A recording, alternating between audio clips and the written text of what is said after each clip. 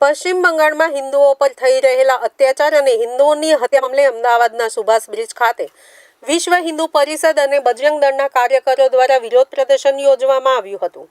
સવારથી અહીંયા લોકો ભેગા થયા હતા અને મમતા બેનર્જીની પશ્ચિમ બંગાળ વિશેની વિચારધારા વિશે વિરોધ પ્રદર્શન કર્યું હતું।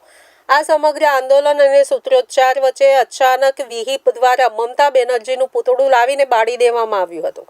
આ સમયે પોલીસ અને વીએચપીના કાર્યકરો વચ્ચે સામાન્ય ઘર્ષણ સર્જાયું હતું। હાલ આ કાર્યક્રમમાં ભેગા થયેલા લોકોએ પોલીસ દ્વારા ડિટેઇન કરવાની કાર્યવાહી કરવામાં આવી હતી। વીએચપીના અશ્વિન પટેલ તેમજ હોદ્દેદારો દ્વારા કલેક્ટર કચેરીએ વિરોધ નોંધાવી આવેદનપત્ર સોંપવામાં આવ્યું હતું।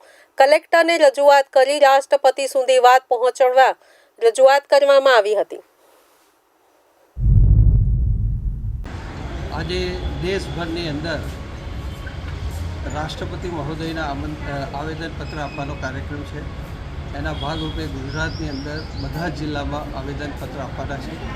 આજે એના ભાગરૂપે અમદાવાદ કલેક્ટરને રાષ્ટ્રપતિને આવેદન પહોંચે એના માટે આજે કલેક્ટરશ્રીને આવેદન આપ્યું છે। બંગાળની જે સ્થિતિ છે એમાં હિન્દુઓ પર અત્યાચાર થઈ રહ્યો એના સંદર્ભમાં આજે દેખાવો રાખ્યા હતા અને હિન્દુ પલાયન થઈ રહ્યો છે એમાંથી રાષ્ટ્રપતિ શાસન લાગે અને એની તપાસ થાય એના માટે અમારી માંગ છે। ગુજરાતમાં બધા જિલ્લાઓમાં દરેક કલેક્ટરને અમે આપીશું રાષ્ટ્રપતિને આવેદન।